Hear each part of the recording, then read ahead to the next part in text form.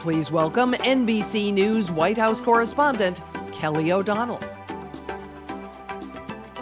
Hi, I'm Kelly O'Donnell, White House correspondent for NBC News. And earlier, I spent some time on Capitol Hill, where I got to know our guest today, Florida Senior Senator, Republican Marco Rubio. Senator, always good to see you. Thank you for being with us for the Atlantic Festival. Thank you. I'm glad to be able to do this. Well, we're coming together on a day that is not just an ordinary day in Washington. It's the end of the fiscal year for the federal government. There's a lot happening on Capitol Hill. Do you expect that the issue of simply keeping the government open, government funding, will that be resolved before the deadline? Oh, I think so. And it could have been resolved a month ago, a week ago. I think it'll be resolved today. I don't know anyone here who's in favor of the government shutting down. I think the debates have been about issues attached to it, not to the actual issue of funding the government. So we're going to vote it out of the Senate today, and I imagine the House will take it up and send it over to the president before midnight. That's a good thing that we can take that off the list of many things that are sort of crashing together at the same time on Capitol Hill. What is your view about your own responsibility as a senator representing Florida when it comes to the debt ceiling? There is a lot of debate about this being a bipartisan issue, and Republicans like yourself have said, no, Democrats need to do this on their own. Why do you hold that view? Because we've been pretty clear now for at least 3 months that if they move forward on trying to pass a $3.5 trillion spending plan, which is actually higher than $3.5 trillion, because some of the programs, some of that cost is built on the program only existing for 3 years, but they know that once those programs are in place, they're going to work to extend them. So the cost is significantly higher than $3.5 trillion. And they've known the whole time, look, if you're going to do $3.5 trillion spending all by yourselves, and we're going to have no input into the size of it or what it's on, if that's what you're going to do, then you can do the debt limit by yourself as well. And, that's a position that we took very early. They've known that for months. You can't say, we want you to help us raise the debt limit, together. But when it comes to spending the money, we're going to do it by ourselves, and we're going to decide how money is spent. That doesn't work that way. It's certainly going to work for us here. And so we've told them that for months. They've known it. So the reason why we're reaching this deadline with so much uncertainty is because they either didn't take it seriously or didn't care. But I feel pretty strongly about that. Even though the debt ceiling is about past spending, not the $3.5 trillion or whatever number they finally settle on for infrastructure, climate, and other programs. Well, that'd be a more legitimate argument for them to make if this was about the status quo, but it's not about the status quo. They want to raise the debt limit because it allows them to spend even more. For example, it allows them to spend another $3.5 trillion and more than that. That's what they want to do, and they know they're going to have to borrow money to do it. So again, look, the debt limit by and large is something that should be worked out. I don't think anyone wants the nation to default, but if you're going to make a decision that we are going to ram our agenda down your throat with 51 votes, 50 votes and the vice president, you're going to have no input on it, you're going to have no say on it, then you're going to have to do the debt limit by yourself as well. They were really interested in working this out, then they would have worked with us on a budget agreement. So, Senator, is debt limit a political tool in your judgment? I think it's a common sense conclusion. Look, you have everybody who governs in Congress has a decision to make about how they're going to run the institution, right? One way you can say is, okay, we're 50-50 in the Senate. We need a vice president to break a bunch of ties. And so we're going to have to run this as 50 Republicans are going to have some input into the things we do. They've chosen not to do it that way. What they've chosen to do is to say, we have an agenda and we're going to pursue this agenda and we're going to run you over with this agenda. So if you make that decision, you can't then come back and say to that minority, and in the case, here, the 50 Republicans, which is half the Senate, you can't come back to them and say, however, on the hard and difficult things, we want you to be a part of it. The things that are unpleasant to do, that no one likes to do, those things we want you to be a part of. But when it comes to the things like deciding how money is going to be spent and which programs we're going to put in place, that we're going to ram down your throat and you'll have no input and no say. It doesn't work that way. It wouldn't work that way if they were in charge, and it certainly isn't going to work that way if they were in our position, and it certainly isn't going to work that way now that they're in charge. Turning to Afghanistan, you have been outspoken on your views there. Foreign policy is a big part of your portfolio. We've now had a chance to hear from Secretary Austin, General Milley, General McKenzie. You had previously called for General Milley to step down based on some of the reporting coming out about his conversations with China during the end of the Trump administration. Have your views on the status of General Milley changed at all now that you've heard that he cleared that call, that he briefed his superiors about that and so forth? Yeah, no, they haven't, for two reasons. The first is I think after that hearing, we know for a fact that he was now the source of that. Not only that, but he's talked to multiple reporters. I don't know of any other chairman of the Joint Chiefs that has spent that much time talking to reporters about books regarding the previous administration. So that in and of itself is concerning, because now you're injecting yourself into the political framework. This is not a former Joint Chiefs of Staff chairman. This is the current and acting one. And it really begins to inject military and military officials into a place that very dangerous for them to be. So he was the source of it. And so I can reach only two conclusions. Either A, this was nothing but a normal call to the Chinese that happens constantly and all the time with the Chinese, with the Russians, with others. It was either normal and he just exaggerated for purposes of making himself look good, because all these guys want to leave here and serve on boards and get on the speaker circuit, and maybe he felt burned by the walking out with Trump in front of the White House at Lafayette Square, and so he wanted to clean himself of that. It's either A, him exaggerating to these reporters, or B, him actually undermining the chain of command because he decided that the direction the president was going was dangerous. It's one of those two. And so neither one of them is good. And I just don't think that the chairman of the Joint Chiefs should be a position that is this politicized. We shouldn't be talking about him in these things that much. And the reason why we are is because he decided to sit there and give these lengthy interviews on background, by the way, not just to Woodward and Costa, but to apparently multiple other reporters working on books as well. Do you have any doubt about his loyalty to his role and his fidelity to the Constitution? Look, I never like to question people's motives. This man has served our country in uniform in a distinguished way, but he's made real mistakes in the last year. And, to be on a phone call with the Speaker of the House where he's sort of playing along with her idea that Donald Trump is going to launch a nuclear war and things of this nature, it's just completely inappropriate. And then to go beyond that and actually go, on background so that it can be documented in books. It all reeks of someone who was simply trying to improve their image, coming off as a good guy, because he knows in a couple of years he'll be out of the military, and he wants to make sure that there are opportunities out there for him to be on the speaking circuit or on corporate boards or on the faculty somewhere. That's what it reeks of. And even if none of that is true, maybe if even his intentions are pure, the fact that we're even discussing this, the fact that this was even documented in a book, undermines not just the role of the military plays in our country via civilian control, but I actually think it puts in danger our national security. Our adversaries read this as well, and if they see this sort of dysfunction existing, who knows how they'll pursue it in the future. I would ask everybody this in all honesty. Imagine if a chairman of the Joint Chiefs, if we learned tomorrow that some chairman was talking to China, to Russia, to anyone, because they concluded that Joe Biden, President Biden, was not all there. Let's say that people would be outraged by it. They'd be demanding they resign. We can't have that. We cannot create this precedent that somehow the chairman of the Joint Chiefs can make independent analysis and decisions about the worthiness of a president and then take unilateral action. And we can't set the precedent that you're going to have chairman of the Joint Chiefs out there as a background source for reporters writing retrospective books and injecting themselves in this conversation in that way. It politicizes the position. The fact that we're even having controversy about it in and of itself is a reason for him to step down. The chairman of the Joint Chiefs should be apolitical and completely removed from our political debates in this country. We have so many topics to get to, so I'm going to move along to politics and President Trump. He, of course, chose General Milley to be the chairman of the Joint Chiefs of Staff. What role do you think President Trump has in the Republican Party today and going forward? You will be a candidate for re-election on the ballot next year. You're in the national conversation. What role does Donald Trump play today? Well, Donald Trump is the most popular, most widely supported, and most influential Republican in the country. So I think that's self-explanatory about what role he can play and is going to play. What role he wants to play is up to him to decide.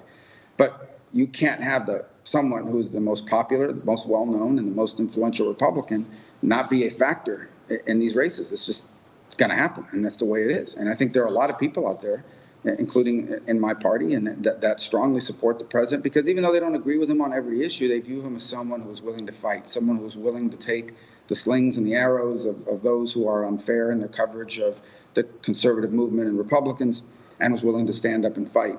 I also think that in retrospect, some of the disasters we've recently seen over the last 6 to 8 weeks from the current administration has allowed people to draw a point of comparison. You look at the migratory crisis at the border, you look at the withdrawal from Afghanistan, you look at a series of things, and you say to yourself, yes, Donald Trump tweeted things I didn't agree with, or said this or said that, but we didn't have that sort of policy chaos that we're now seeing in place after place under the current administration. But to answer your question, I think Donald Trump is the most influential and popular Republican in the country right now. Public polling says it. Common sense tells me that, and I interact with people every day. And is he using that influence, Senator, in a way that you think is constructive? The way he talks about January 6th, the way he talks about the election that he lost to Joe Biden, the way he talks about COVID, is he using that influence to help the country? He does not espouse vaccinations beyond acknowledging he got vaccinated. He has many followers who have not sought vaccination. He talks about the insurrection and the events on January 6th as if that didn't happen. Is he using that influence in a way that you think is good for the country? Well, I think he certainly has strong opinions, and he's giving those strong opinions, and some people agree with him and some people don't. But ultimately, at the end of the day, you talked about for a moment on which topic. I believe people should be vaccinated, for example. I've been vaccinated. I've repeatedly said I think people should be vaccinated. What I don't believe is that I or any other government official should have the power to force people to get vaccinated. And I think it's ironic that we are in a country where a Border Patrol agent who isn't vaccinated can be fired, but someone who migrates here illegally from another country can enter the country without being vaccinated and is released into the general population. I think Americans are being fired from their jobs, but foreigners can enter the country illegally and not be vaccinated. That's an absurd outcome. In your home state right now, the case count is going down after a very, very difficult period. In the last week, it has dropped in terms of COVID positive cases, so that's a good sign. But Florida remains in the top 10 for the rate of death. Is there more that you or other Republican office holders could do to encourage vaccination? You don't blink about saying you've been vaccinated and you believe in vaccinations, but is there something more you could do to try to get those who've not gotten vaccinated to be open to that? You've got legislation about mononuclear antibodies, but what about trying to encourage more vaccination? Well, I don't know how else we can encourage more vaccination other than to tell people it's safe and effective and they should be vaccinated. But there's a difference between encouraging vaccination, which I don't think anyone disagrees with, and certainly I don't, and mandating it and telling people we're going to fire you if you don't. Look, at the end of the day, there is something called personal responsibility in this country. I wish people exercised more. I wish people would lose weight. I wish people would monitor their blood sugar so they don't have a diabetic episode that can cost them their lives down the road. But there comes a point here where there is a role for personal responsibility that we can't, just because we think that's the right thing for people to do, there are some things we can't force people to do. And in the case of vaccinations, look, I personally know people that haven't been vaccinated. And because I care about it, it frustrates me. But I have to separate that from the idea that somehow now I'm going to try to punish, persecute, stigmatize them. Because in many cases that becomes highly counterproductive. And what it's doing is it's creating tremendous additional friction in our country. So you now have, for example, people that aren't speaking to each other anymore because one is vaccinated and what is it? At the end of the day, if I'm vaccinated and the vaccine protects me, then I want someone else to get vaccinated because I want them to be protected because I care about them. But I'm vaccinated. I'm protected. I've made that decision. I'm not sure why this hysteria about forcing people to get vaccinated. And I think practically it doesn't work. It becomes counterproductive, and it creates an additional irritant in an already deeply divided country that's on edge about a bunch of things. And do you think politics has hardened people's choices, where there are some who believe they're in one tribe that says, we don't like mandates, therefore I'm not going to get vaccinated? Do you think that kind of conversation has actually made it more difficult to get people to that choice of protecting themselves, their family, their loved ones? Yeah, look, now I'm giving you an opinion that's anecdotal, but I know people that may get vaccinated at some point, but they don't want to be told they have to be, and almost react negatively to being told they have to be vaccinated. I know people that say, look at so-and-so, they were vaccinated and they still got COVID. So I know other people that say, why do I have to get vaccinated? I already had COVID 2 months ago. I have immunity. I don't know how long it lasts, but I have immunity. So why do you force me to get vaccinated? How come they don't account for that? So it's a strange situation because I believe people should be vaccinated. On the other hand, I hear some of these stories about people that are about to lose their jobs unless they, allow someone to stick a needle in their arm not once but twice and put something into their body that's only a year and a half old. And though I don't agree with them, I have to respect that point of view. And for me to try to bash them over the head is only going to create a point of friction that makes it harder to find cooperation on a bunch of other things as well. You're going into another election season. There's been so much focus on the election past. where the country stands on election security, on people's belief and their faith in the process. Do you think damage has been done on the public in Florida and elsewhere, believing that our elections work and that the outcomes are in fact valid?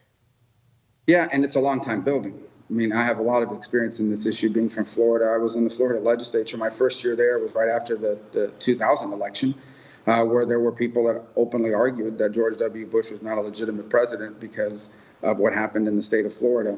I come from a community in Miami where we've had a long history, unfortunately, of all sorts of electoral problems that forced us to change state laws. I mean, there was a time in Miami, Florida, where we had Republican operatives and Democrat operatives that were collecting and harvesting ballots. I mean, people that were collecting 50, 80, 100 ballots at senior centers, and there were court cases about how some of the ballots were tampered with or thrown away and things of that nature. So we passed laws to fix all of that. And so I think it's really important that we have strong election laws that give people confidence, because here's the thing. There's two things that are important about elections. The first is that the results be accurate, and the other is that there be public confidence. And it doesn't take much for people to lose public confidence in an election's legitimacy.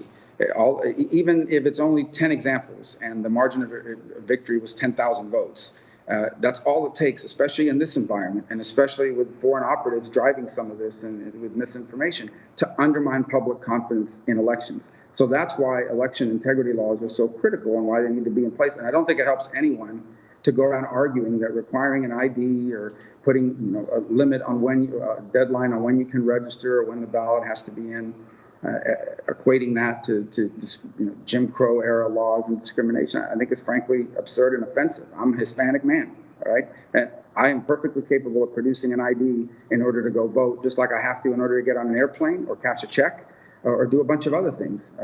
If we can require people to prove they're vaccinated with a card, I don't think it's too much to ask, if the states decide to do so, to ask people to prove they are who they say they are with an ID come voting time.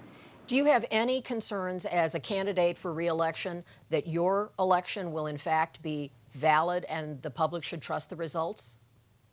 No, and Florida has great election laws and great election systems. Now, we've had problems. In 2018, we had 2 counties that had very serious problems on how they administered those elections. And frankly, one of the problems was a ballot design problem in which a Democratic congressional district, the way they designed their ballot may have cost Democrats thousands of votes in very close races. So in one county, but that was a product of incompetence. And so there are things like that, like anywhere else. But I think by and large, Florida has a very good election system. It's been improved even now with new laws. And I think the reason why we have such a good election system is because we've had such a history of close elections, and obviously in the case of the 2000 election, one that became the center of the national attention for a period of time. As we wind down our time here, I first met you after your election to the Senate in 2010. That was a year really of the Tea Party energy in the Republican Party. We've seen your home state vote for Barack Obama and then vote for Donald Trump in successive elections. We saw the momentum of how Donald Trump changed the party. As you go into 2022, what do you think will define the energy and the atmosphere of what this election will be remembered for when we look back years from now? Well, I think obviously we can never predict something that's going to happen, some global event that will obviously cause everything to stop. A pandemic couldn't have been predicted at this scale and nature, and we hope not to have an international crisis, but those things are always possible. But I do think a couple things are on the horizon. Inflation is going to be a big issue. I'm not sure people realize yet how much more expensive retail products are going to be here very soon. The cost of producing things that are on their way are substantially higher, 20 to 25% higher than they were just a few months ago. And that's going to be reflected when people go Christmas shopping this year and into the new year. So I think that's definitely going to be an issue. But I think the other is this, and that is that Democrats today have a 3-vote majority in the House. They have a 50-50 Senate and a narrow victory in the presidency, and yet they're governing like they got a mandate to radically transform the role of government in our country. And I think that's sort of out of touch with the reality, always causes a course correction. And I think some of the incompetence of the current administration I think the border situation is going to get far worse. There are between 90 and 120,000 migrants from Haiti alone that are in transit countries throughout the hemisphere, all desiring to come towards the United States. And right now, the Biden administration is doing very little about it. We had the foreign minister of Panama in Washington a few days ago, screaming at the top of her lungs, not literally, but that this is a problem that needs to be confronted because it's only going to get worse. And that's just from Haiti. There are multiple other countries as well that are contributing to this. So we got a border crisis, we have inflation, and I hope I'm wrong, but I do think that we are going to see a counterterrorism threat emerge from Afghanistan at some point in the near future as well. So on an issues perspective, those issues I think are going to be relevant. And on a broader perspective, I would just say that we are living through a time of extraordinary economic and social, geopolitical transformation, and public policy is struggling to keep up. So there's huge adjustments happening that I think are having an impact on society, on our culture, but on our government and our politics too. So much interesting there. We could talk all day. I'd love to do that, but I know we've got to let you go, and I appreciate your insights and your perspective. Thank you. Thank you. Thank you. I'm Kelly O'Donnell. We'll have more of the Atlantic Festival coming up.